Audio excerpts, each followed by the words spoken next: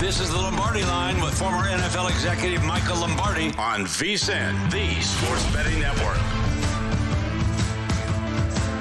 And we begin the Monday edition of the Lombardi Line. Dave Ross here at Circus Sports Fabulous Las Vegas, Nevada, with our GM Michael Lombardi back on the East Coast in Jersey. Michael, I always look forward to our conversations. I really look forward to them on a Monday after the bulk of Week 9 is in the books. How are you? Did you hear me screaming? Did you hear me screaming yesterday? I mean, there's so many things to scream about, right? But here's one I'll give you, right? Here's one I was absolutely screaming about. Watching the Eagles, I got 4 games on. I was 4-game Femi. I had 4 games on one TV, and I'm watching the Eagle game in the big screen because it kind of got interesting, right? It was getting really interesting, and so here we go. They get the penalty on the call. All right, great. Lawrence throws an out route, and I'm sitting there. Bill Berman, we're watching the game together, and there's like 1:20 to go in the game.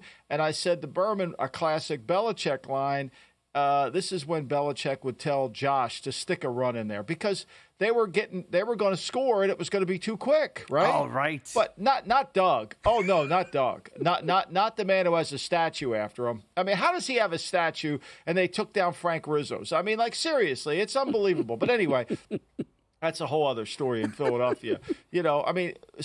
Rocky has one in Doug. I mean, can you imagine that? Anyway, Doug calls another pass play, throws the ball into the end zone without a care in the world, could care less that, if he scores, he's going to lose the game because the Eagles are going to go down, kick a field goal, and beat his ass, right? I mean, I was going berserk on that. I was going absolutely, like, this is exactly, of course, I don't know if they said anything. I didn't have the volume on. But, like, at some point, when does somebody realize game management isn't when you kick a field goal? Look, you're talking about the end of that Jags game, and I had the sound down, so I couldn't hear but I'm thinking the same thing. At some point, you've got to try to make sure that you limit time coming back for the Eagles here. And then, of course, right as you mentioned, Lawrence throws that pick to Nakobe Dean in the end zone. Game over. Eagles survive, and they really do survive. I saw a lot of angst. Like, if you had the Eagles yesterday and you laid the 7.5, I think you had the right side. You had the wrong result. You did. It's just amazing the way that wrong head coach. Wrong head coach. 22-0 in the third quarter, and you almost lose the game outright. And he's celebrating over there on the sideline. There's nothing worse than Nick Sirianni when he's in a lead. There's nothing worse than his cocky attitude, his immaturity just shows up when he's in a lead. Like, you don't want that. Like, anyway. It's you're so right, David. Oh, my God, I was going crazy, and I'm watching the Tennessee-Buffalo game. The Tennessee Patriot game. And, Tennessee can't get out of their own way. I mean, they can't get out of their own way. That game should not have been close. No. It should have been a cover for me, and I lose it in Russo because they fumble the snap on 3rd and 2 in the red zone. They're going to win the game there and score 6. I got really lucky in this one. I found a 2.5. It had dipped on Saturday. I knew this was a play. We had laid here 3 on the show on Friday, so you get a push on that. But I did end up getting a 2.5 on Tennessee, and I thought I was going to lose that. How is this game even close? And yet somehow it gets there. But as you mentioned, the money did move towards Tennessee. So if you got the late number on Tennessee, you lost by the hook there. Should never have gotten there, that 4th down play, and Drake May scrambling around for his life. I don't know how he had all that time, Michael, and somehow finds a receiver in the end zone 4 seconds ago. I thought New England was going to go for 2. Did you get that vibe too? Like, hey, if they tied, you thought they'd kick it? Mayo was good. No. But we just left out. I know we have to talk about the Cowboys. I know we were supposed to talk about last night's game, but we left out the biggest story. The stupidity that's running rampant in the National Football League is beyond mine. Mike McDonald not kicking the field goal in the overtime game of Seattle. We have lost our minds in the NFL. Yes. We have lost our minds. And, of course, naturally, because everybody who writes and covers the press, it's okay to do that because, in the NBA, they have 70% possessions per game, right? Or college basketball, they'll have 70 possessions, right? Okay, so a 3 versus a 2 is better. But will somebody kind of explain to me turning down a field goal with points is a good thing? And it all goes back to a Bill Barnwell column, who's the father of all these stupid decisions, who writes over at ESPN. Barnwell wrote a column when he was at Grantland that said momentum doesn't exist. Oh. Okay, that momentum is something that's made up about that old white guys have made up momentum. Right. And so, right, like you missed that kick. Did you feel the momentum just die? It was over. Game was over. Oh, Michael, by the way, I saw your tweet, and you said the stupidity part, and it was right on the spot. And what's happened now is because of those theories that you floated out there, like, well, you can't do that, and 4th and 1, you got to go for it. The book says go. You get a get-out-of-jail-free card by going for it. If you go for it, Michael, and miss it, nobody gets on you. They go, you know what? That was the right call by the book. Fine. It's fine. Everything's fine. You're standing next to George Halas as one of the greatest coaches of all time if you go for it. Like, it's Brendan Staley's stupidity. Yes. It's Brendan Staley's stupidity. Here's what Barnwell says in his column. As a probable suspect, I'm a little skeptical of momentum, so much so that I started to use last February momentum. I can't prove momentum does or does not exist in sports. What is he talking about? This fool, what is he talking about? This is absurd. That momentum shifted. There's evidence right there. Those Seattle players went right into the tank when they didn't get that. You kicked the field goal. And the guy who recommended a McDonald to go for it, he just goes on with life because he's got everybody in the press saying it's fine to do it. No worries. Let's do it. Well, the other thing, too, with that, not only with the analytics decision there, the 4th and 1, by the way, for those that are living under a rock, this is an overtime that we're talking about here. You got a chippy field goal here to take a 3-point lead, 23-20. And again, then there's no more we get the next ball. If it's like next time, if the Rams don't score, game's over, right? If Rams kick a field goal, the game keeps going on. It's the worst overtime rules, but I won't get on that. But the point is, they also go for it because the rule, which is just quirky on a coin toss, whoever gets the ball first, if you score a touchdown first, you win the game, right? So that's also another incentive for Seattle to make the wrong decision to go for it. Because McDonald's said, well, if we score a touchdown, game's over. So they go right lead. That's why the rule, the way it's set up in overtime also led to the bad decision and the analytics on top of that. It's the ultimate get-out-of-jail-free card. And that's why they went for it and didn't get it and lost the game. I'm with you. Kick the field goal. Stafford struggling anyway. He should have had a pick on the next play. Tariq Woolen, I don't know what he was doing. Ball's coming right to him. He lets the Ram receiver get in the way of an easy interception. And you stop the Rams there. At worst, they come down to kick a field goal. Might have still time for one more possession. But I think the overtime rules and the analytics community, Michael, led to that decision to not kick the field goal. And it wasn't even close. Didn't you know when they're lining up for the 4th and 1? I'm saying this in real time. Kick the field goal. Again, they're not going to get it. They're going to run off tackle. They're not going to get it. And, of course, they don't get it.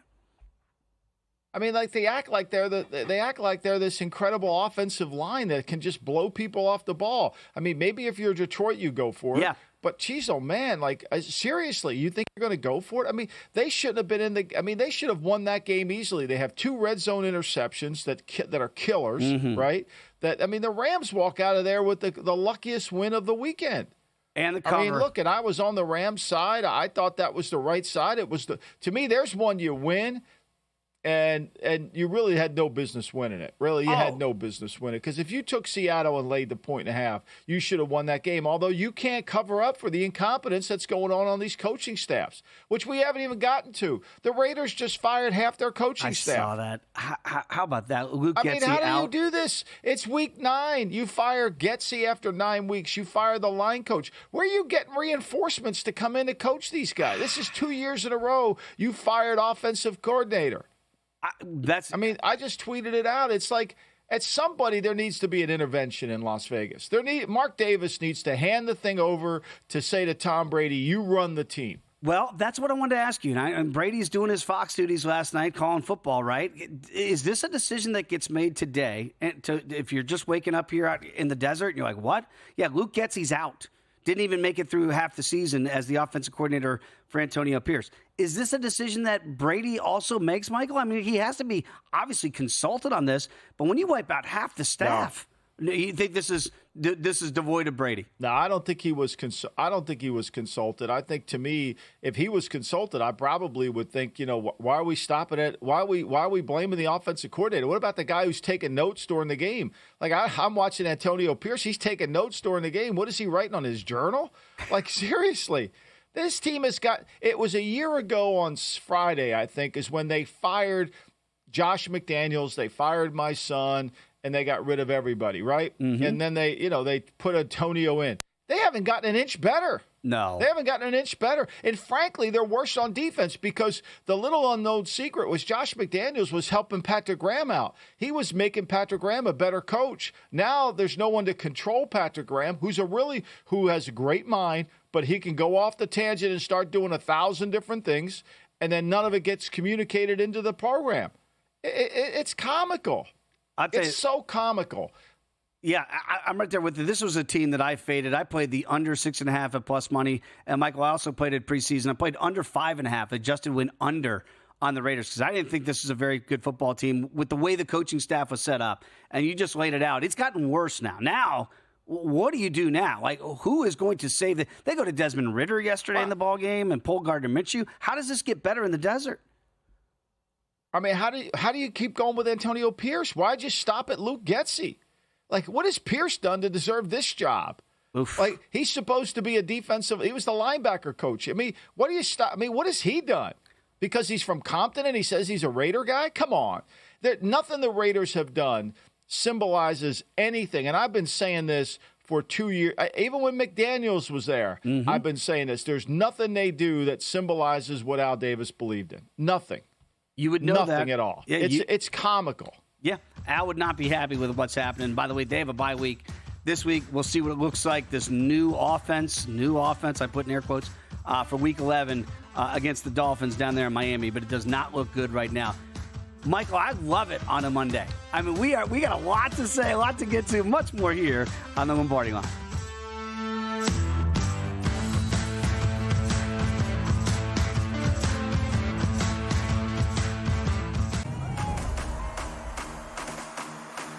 The world's largest sports book in Las Vegas is right at your fingertips. Hi, I'm Derek Stevens. I'm a lifelong sports bettor, and I'm the owner of Circus Sports. It's sports betting the way it should be, with transparent and high betting limits, tight money line splits, exceptional customer service, and more. Download your new bookie today at circusports.com. Start betting like a pro from anywhere in Nevada.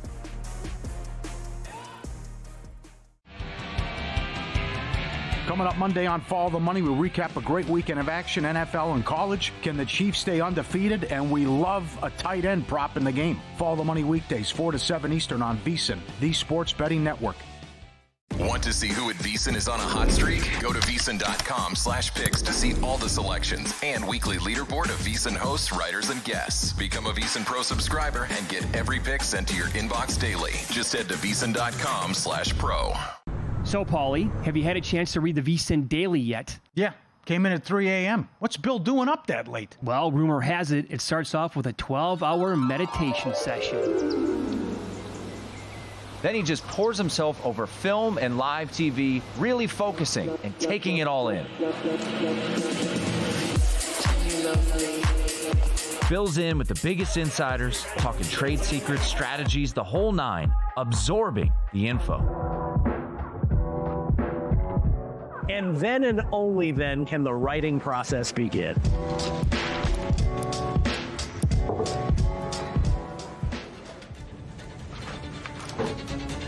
In Las Vegas, Bill's Late Night becomes your early morning. Wake up to the very latest betting insights in your inbox with the VSiN Daily. Sign up for free at vsin.com/newsletter.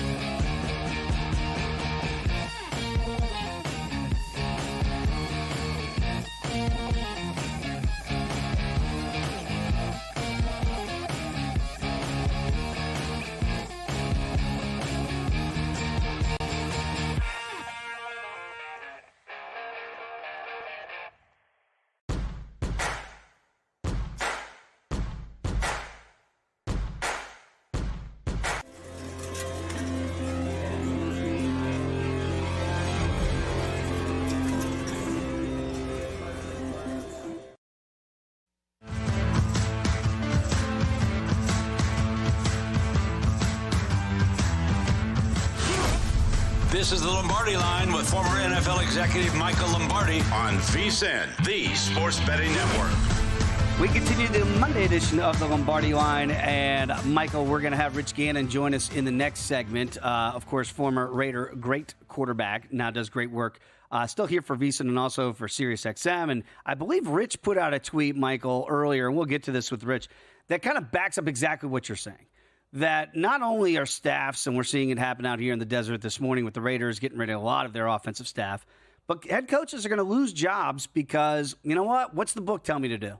I got to follow the book. Whatever the quote-unquote book says, that's what I do. And then you're going to be out there looking for work here soon. That's basically the tone and tenor of Rich's his tweet. And look, Rich played in this league for a long time as well. You know this. Why is this message not getting through? Like, head coaches, you got hired to use your intuition along with the new way of the NFL, mesh those together, and make smart, sound decisions. But even losing football because of your decisions, that's how you get fired. Well, Dave, it's because there's no lashback on it. There's nobody calls them out on it.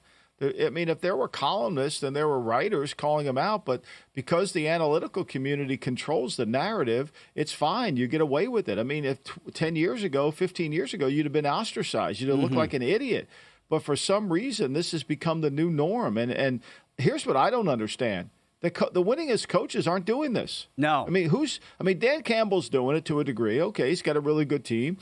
Andy Reid's not doing it. Mike Tomlin's not doing it. Right? Jim Harbaugh's not doing it. Sean McVay's John not doing Harbaugh it. will do it on. Yeah, Sean McVay's not doing it. No. They're taking the points. That's right. Because the guy up in the box doesn't tell you what happens if we don't get it. He just tells you to go for it. He doesn't tell you what are we going to do when we don't get it. See, that's the problem, right? It's that whole goes back to the Barnwell. There's no momentum in sports. Oh, well, that's ridiculous. Okay, Bill, if we go for this, right? Bill wrote a 2-part series in Grantland on why momentum does it. He's got all these numbers to back it up. Look, you can make numbers back up anything you want. I just know if you ever competed and put on a jockstrap before and ever competed in sports, there's always a shift. There's always a sense of belief. It's just inherent. It's inherent in our lifetime. It's inherent in our bodies. And so when you have this chance, oh, my God, we just got life. We can close this out. You're right. Woolen could have picked that ball off. You imagine if they kicked the field goal? Look, earlier in the day, Tennessee kicks the field goal. And what happens? Drake May throws an interception. Right. Drake May tried to throw 2 interceptions before he had 2 interceptions that got dropped on the drive before that he tied the game up on.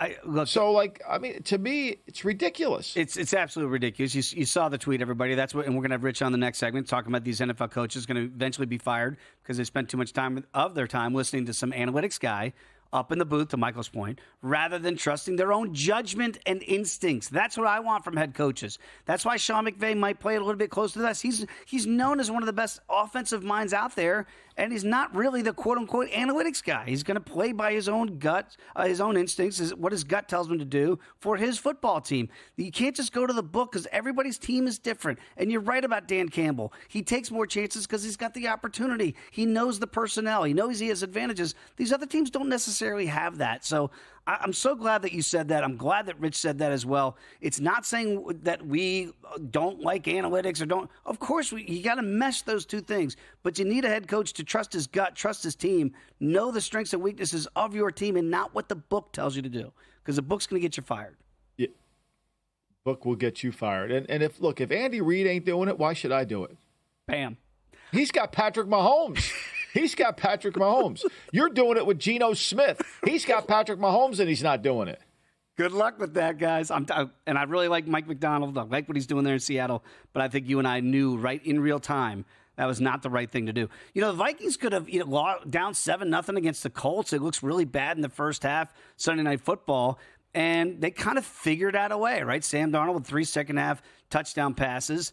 Wasn't always pretty, but they do get it done. Sam's got to throw it 34 times, 28 to 34, very efficient. Did have 2 costly interceptions and a fumble loss that went for the scoop score for the only touchdown in the first half to give the Colts a 7-0 halftime lead. And then you see that Joe Flacco getting that start now for Anthony Richardson. Didn't look great. Obviously, from the Flacco side and the Colts, they were not able to muster an offensive touchdown. What's your takeaway from the Vikings getting their 6th win of the year? I mean, it's the first time in 9 starts that Sam Darnold, he was 0-9 going into this game where he had 3 turnovers or 3 giveaways in a game, right?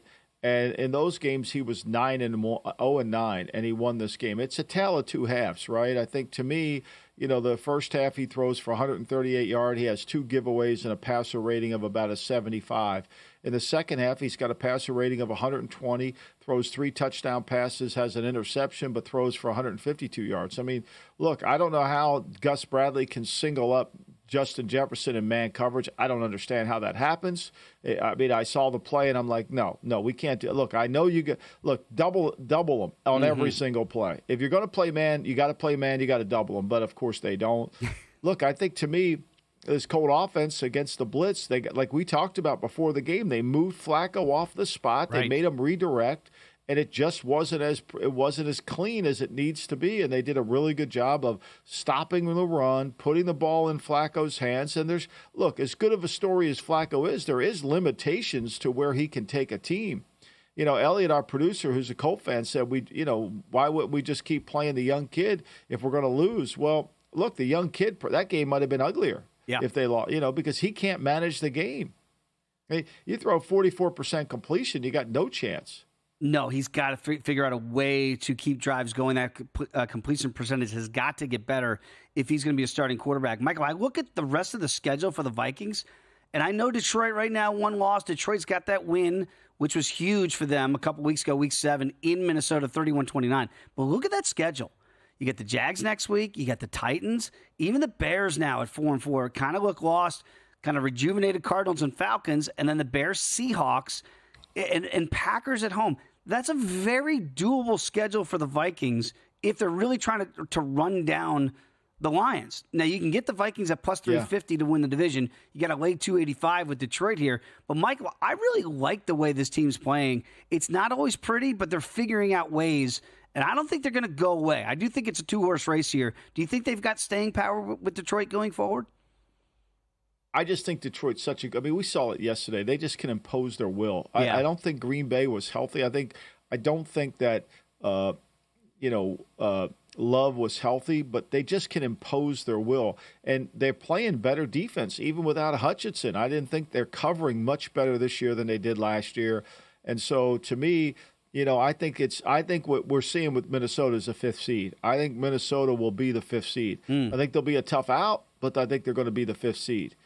And look, you want them to have a home game because that crowd, that skull call that they have in that stadium is very challenging to play there. We saw the Colts have some difficulty with it. But look, I think if you're a Viking fan, I thought Robinson played good. I don't think he played to the level that Chris Collinsworth thought he was playing before he got there. I mean, Chris made this guy out to be, he was Anthony Munoz arriving. I mean, geez, man, Chris, they just traded the guy away.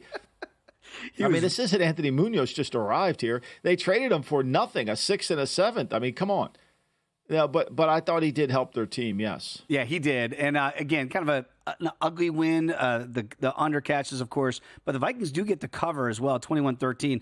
Colts opted to go for a field goal late to cut it to 8 instead of going for a touchdown, which would have changed that number had they kept it moving there. By the way, Michael, you know this by now, everybody out there, we do have a new VSiN Watch app. It's going to make it much easier for you to listen. You can visit it on Apple app, Google Play. We've got it there now. You can download the VSiN Watch app, and you're going to get 24/7 video, live audio, video stream, watch replays of your favorite shows like the Lombardi Line.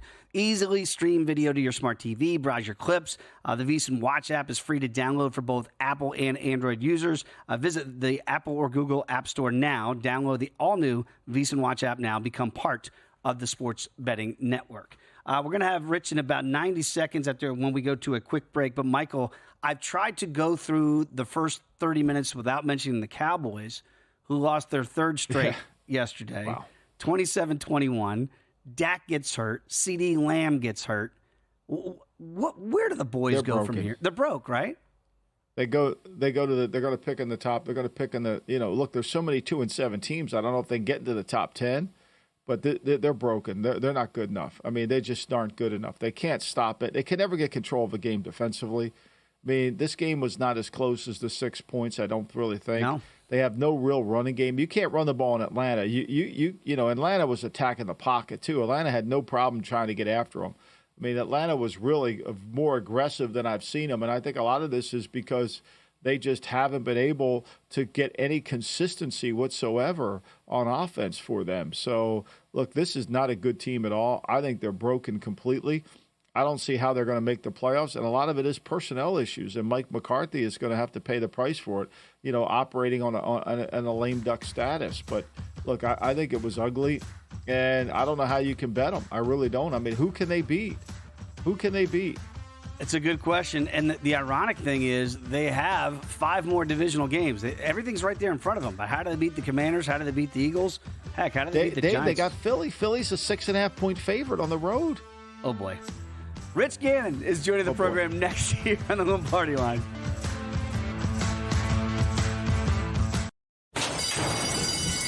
And they're off.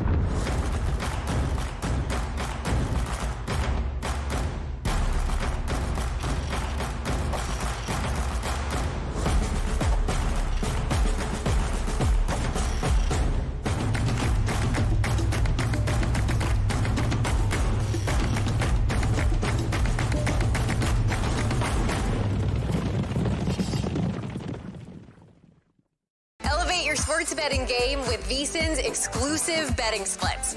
Stay ahead with real-time market trends and track bet percentages on any matchup. Then uncover the edge by comparing them to the amount of bets placed to find out where the sharp money is headed.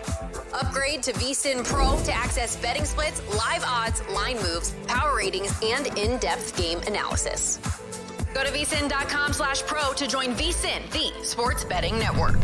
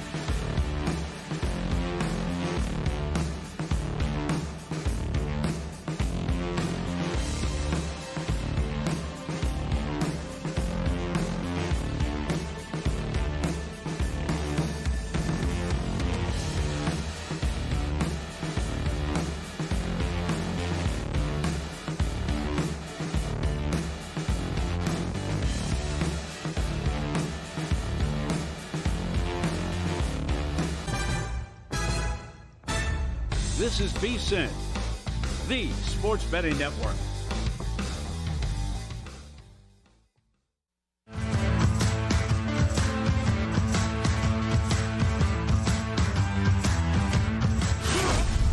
This is the Lombardi Line with former NFL executive Michael Lombardi on VSiN, the Sports Betting Network. We continue the Monday conversation here on the Lombardi Line. Dave Ross and Michael Lombardi here with you. One more game to get to tonight, Week 9 of the NFL. The Buccaneers and the Chiefs will wrap it up, Michael. But it's always great on a Monday to catch up with Rich Gannon. Of course, Rich he was the MVP of the league and back in 2002, 18 years a quarterback in it. You can follow him on X, as I do, at Rich Gannon 12. Joins us now on the Progressive Guest Line. And Rich, boy, we have a lot to get to in this morning on a Monday morning. But we wake up to the news out here in the desert that you fire a couple coaches here in the front office. The front office does. But really the big one, Luke Getsy, as the offensive coordinator, has been let go here by the Raiders after another disappointing loss yesterday in Cincinnati. What's your take on that? Did you see this change-up coming for Antonio Pierce's staff? I wasn't surprised when I went to bed last night. I anticipated some type of change. Look, you know, when you listen to the head coach, Antonio Pierce, and his comments here the last couple of weeks, you got the sense he was getting frustrated with what was happening offensively with Luke Getsy. Look, this is an all too common occurrence with the Raiders, right? We saw this last year during the season. We've seen it again this year. It's just an absolute mess. And I think you hire a head coach that doesn't have experience. You hire an offensive line coach who's never been an offensive line coach in the NFL. He's been an assistant, but he's never really had to run that room. And, you know, you got a quarterback coach. It's really not a good situation there with the Raiders. And I think the other problem is that, you know, you look at the football team itself. At some point, we can keep firing general managers. We can keep firing head coaches and position coaches. But at the end of the day, how about the players? I mean, they lead the national. They have 19 giveaways this year. It's the most in the NFL, and it's not even close. You know, they can't play defense. They're supposed to be really good on defense. They're not good on defense. Joe Burrow threw for 5 touchdowns yesterday. At some point, somebody in the locker room needs to look around and say, you know what, guys? How about we play better football? How about we practice harder? How about we pay a little bit more attention to the details? I think it really gets back to the culture and the environment in the building. And to me, that's where I'd start. Rich, but you can't start there because what happened was all the players complained to Mark Davis that it was too hard before. And so they went for a kinder, gentler program with Antonio because he was, quote unquote, a player's coach. So you fired McDaniels. And look, I'm not defending Josh. He made a lot of mistakes there, but he was trying to hold people accountable, trying to have harder practice, but the Patriot way wasn't what they wanted. They wanted to smoke cigars in the locker room. They wanted to celebrate their freedom. And now that they have all this freedom, they stink. But they can go to Dairy Queen after the game, which is always important because everybody participated. I mean, that's the most important thing, participation. Forget about winning. I mean, you know, you and I have been part of I think you and I are the last time that actually franchise mattered, to be honest with you. And until Mark Davis steps aside and lets somebody of a professional nature who actually understands what his father stood for, there's no chance they're going to win. Michael, you and I know what the issues are there, and it's just frustrating to watch it, right? We keep hoping it's going to get better. You keep hoping that, you know, somebody will come in there and really help to change I really believe, as we've talked about, it has a lot to do with the history. And I think, you know, when you look at what's happening right now, it's just a continuation of so many bad decisions over the years. And I just, I'm not going to get into naming coaches and players and things like that. I don't want to beat up on them too bad, but it's not good. I mean, it's really not good. The product on the field is bad. You go to a Raiders home game, and if it's against the Chiefs or 49ers or Steelers, you feel like you're, you know, at a home game for the opponent. I mean, it's just, the fans are frustrated. I get beat up on social media. They've had enough. They want to fire everybody. You know, at some point, you have to look at the whole operation. I'm hoping that that's what's going to happen at the end of the season. I can't imagine that Antonio Pierce will be back next year. But, you know, it's I don't know who he's listening to. That's the other thing, right? Like, Mark has had a lot of people in his ears over the years. I don't know who he's listening to and if he's getting the right advice. Let me ask both you guys this question because the trade deadline is Tuesday. You've already jettisoned Devontae Adams to the Jets. Would you look at Max Crosby? Rich, I'll start with you. Michael, you guys, would you think about really, if you got nothing left here in the cupboard this year, an overhaul and try to get picks for a guy like Crosby who seems like he would command a lot in the open market? Rich, I'll start with you. Well, he's their best player, right? And I think he's the guy that brings the most energy. He plays, you know, he's got a relentless passion and pursuit of the ball, and you love that about him. I don't know. I'm not in the locker room. I don't know what kind of leader he is. I don't know what type of impact he has on the rest of the football team. But, I don't know. Michael's sat in that chair. I haven't. So I don't know from a personnel perspective what that would look like moving forward. But I just think there's so much work to do that I don't think there are any sacred cows. I don't think that any one player right now can fix some of the issues that the Raiders have. I think it starts at the top. Before I start working at the bottom of the roster, I would figure out how we're going to lead this franchise, how we're going to restore what the Raiders really stand for. And what I would do is start there. And it also starts with the culture that we're going to hold people accountable, that we're going to work hard, that we're going to have pride and poise, and that we're going to develop a team that we know can fit the mold of what this organization was built on. And until we get that, until we hire somebody who can run the entire football operation, who can hire the right people, who can build an organization from within, who can scout from within, who can develop talent from within, who sets the standard of excellence. There is no standard of excellence in that building.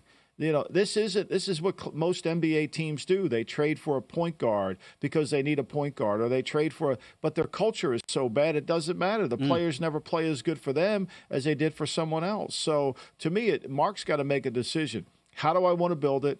It needs to be a complete remodel, and Antonio Pierce isn't qualified to remodel a living room, let alone a franchise worth $8 billion.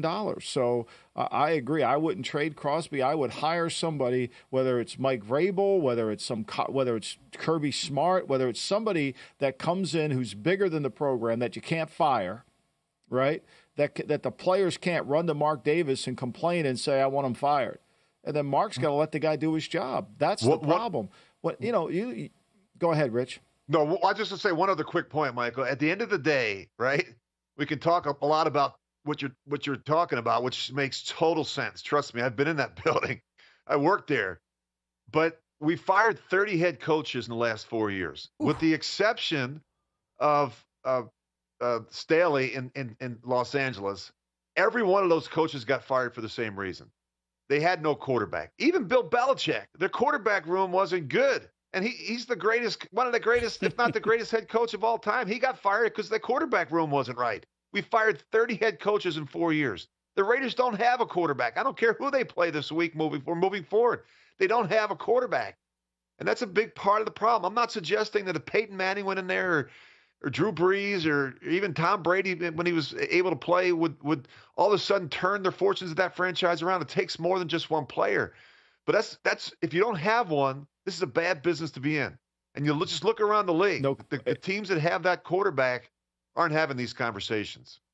Yeah, absolutely. But like Pittsburgh has Mike Tomlin, though, and he don't really have a quarterback, but he's got a culture. Now they complain in Pittsburgh because he's not winning enough.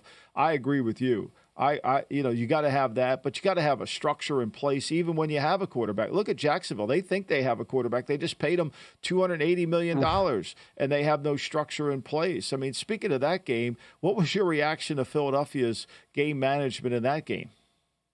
Mike, I put out a post yesterday on Twitter, and it just drives me crazy.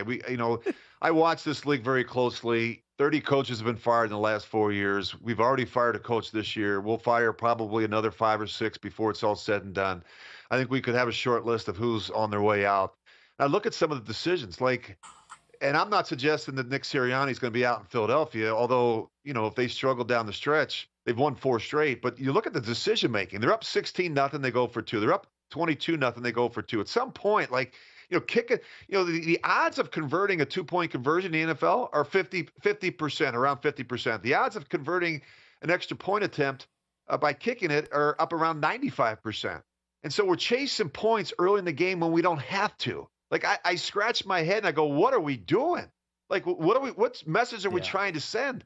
If we're going to listen to the analytics people up in the booth, that's fine. Look, analytics there's a place for them in our game. But not to the extent that you're not looking at the injury situation, the flow of the game, the pace of the game, how your defense is playing, how their offense is playing. I mean, all these things have to factor into it. Field conditions, weather, wind, all that. I just think we're just looking at these stats, these numbers, and say the analytics guys, go for it. I mean, look at the situation in Seattle. I mean, they're in overtime. The quarterback's already thrown 3 interceptions, 2 in the red zone. And what do? Instead of kicking the field goal, they decide to go for it on 4th down and get stuffed. I mean, these are the things that get you fired in the NFL. This is just like music to my ears, gentlemen. I can just listen to this all day because it's exactly what. Like, I just want T-shirts that say "Take the points, Rich." Like, when did it become like a bad thing to take the points? I don't understand it. Chasing points when you're up 16-0, 22-0. Eagles almost blew that lead. So right there with you guys. And again, I think you guys both phrased it perfectly. Yes, analytics are a necessity. We got to meld those in with coaching. It can't just be just follow the book. It can't be that way. You got to have a head coach that knows when to use it and know the personnel of his team. Rich, we really always enjoy the conversation on Monday. Thanks for hopping on the Progressive Guest Line with us. You guys are the best. Thanks. Great stuff. Give him a follow on X2, Rich Gannon 12, R Gannon 12. Michael, great stuff there. We got a lot more to get to, so don't go anywhere. Back with more Lombardi. Got a good day coming. Just wait and see. It's a good.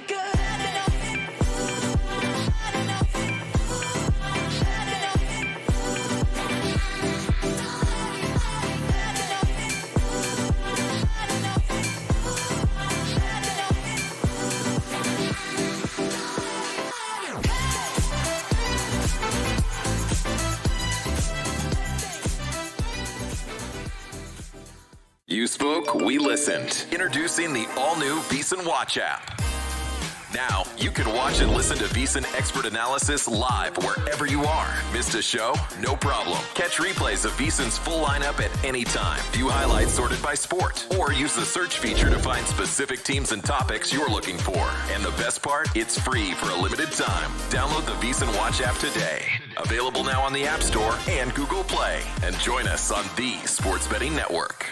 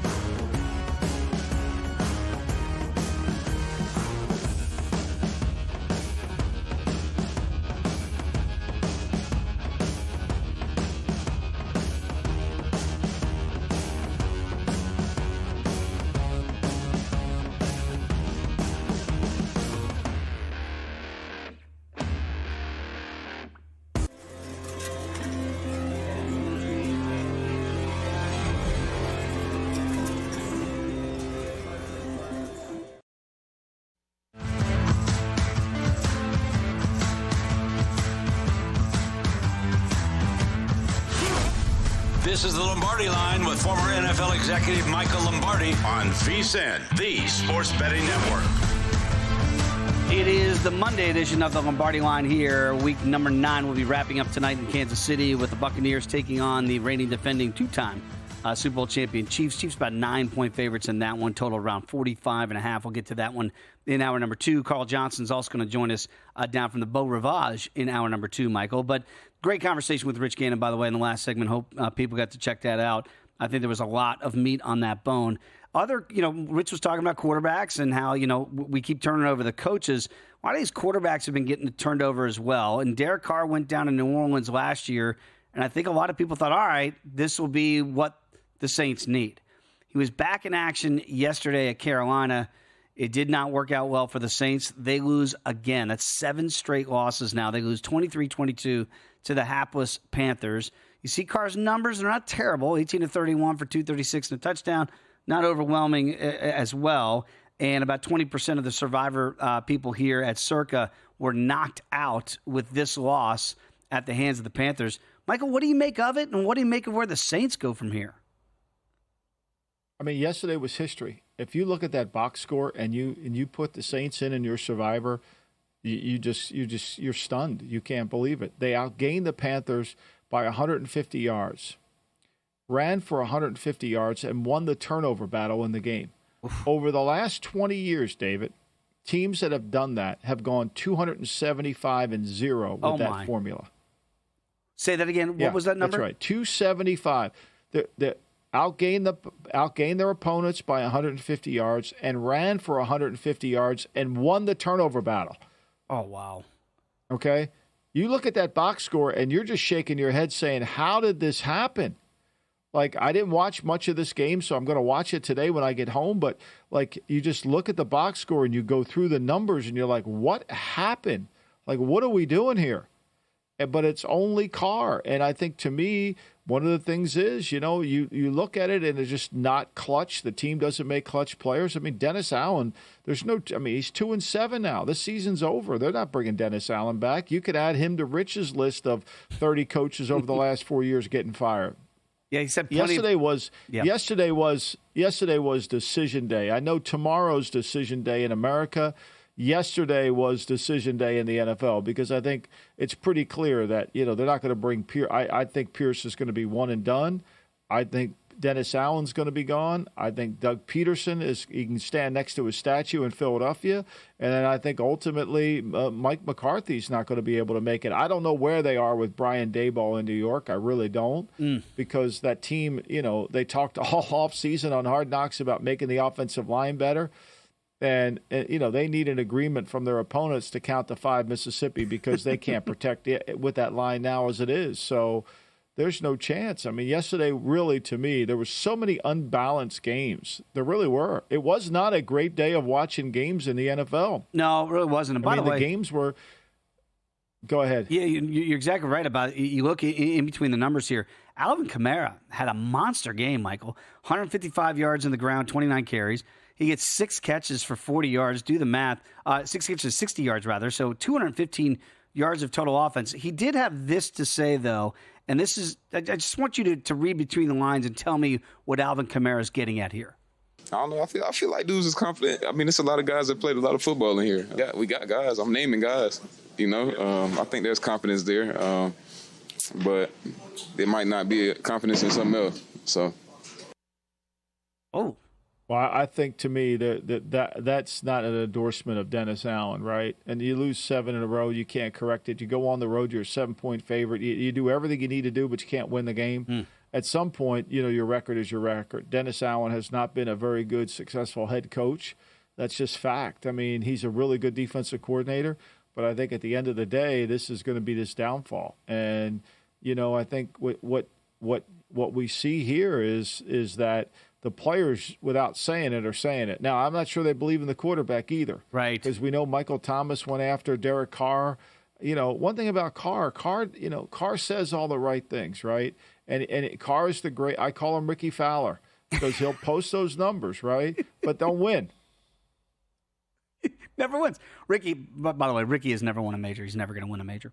Michael, also to that point, I think a lot of people, the Saints at 2-7 now, losing 7 in a row. Those coaching carousels that you mentioned very quickly, is there a benefit at all of firing coaches?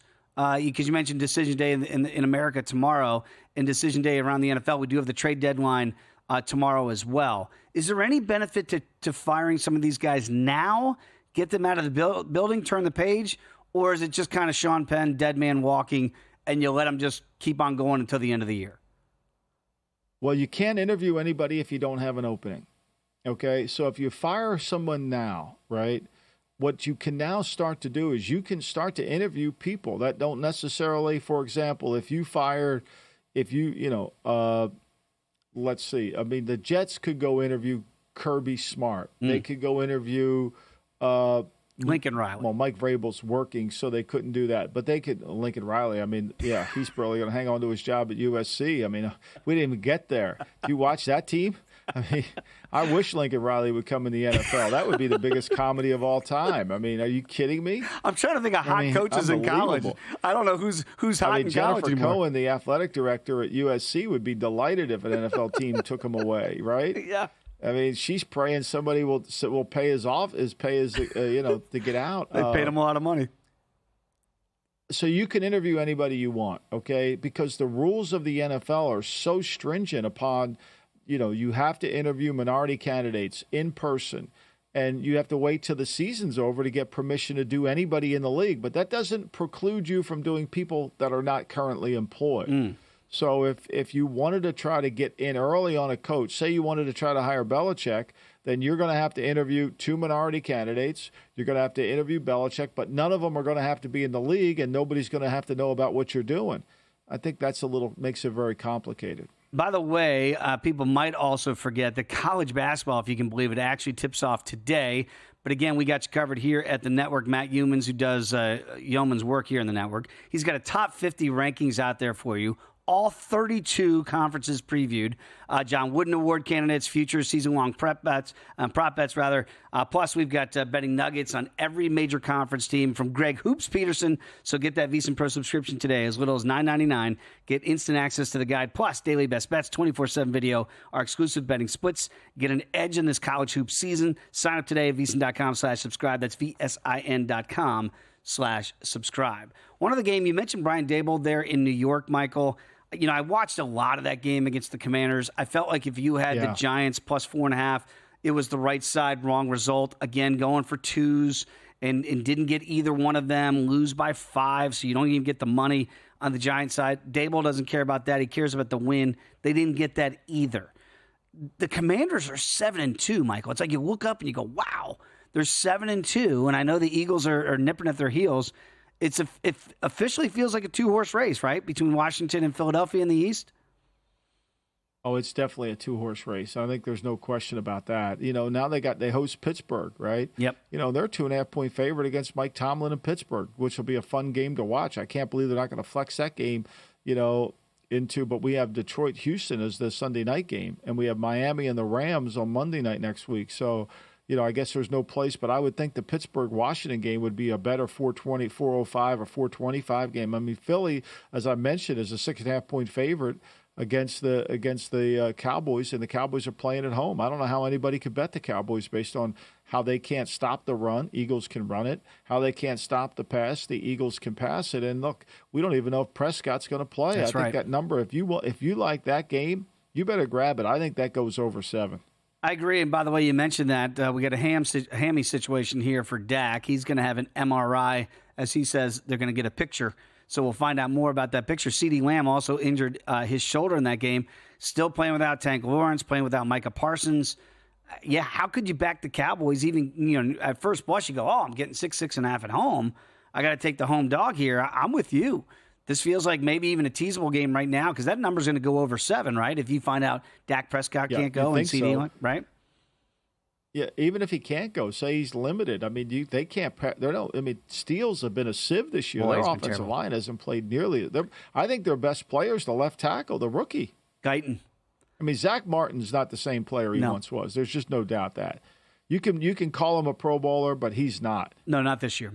And he's banged up too, right? That whole offensive line's kind of been a mess there for Jerry. Very quickly, before we go to break, Jerry, with the deadline tomorrow, I feel like he's going to make some moves. Why? You're playing with a dead hand, aren't you? I don't know. That's a great question. I don't know, Dave. That's a great question. I don't see why he would make moves. I mean, he should just grin and bear it and take his medicine, Save. This is the mess he created. He might as well just take it. Why give away? He needs all the picks he can get. Why give away picks? Can you please call Jerry before the deadline, Michael? Just tell him exactly that. Just stand pat, Jerry. This season's done. All right, it's over. We're throwing in the towel this year. Don't waste draft capital now for this year. All right, when we come back, hour number 2, we'll find out what's on Michael's mind, and Carl Johnson joins the program as well.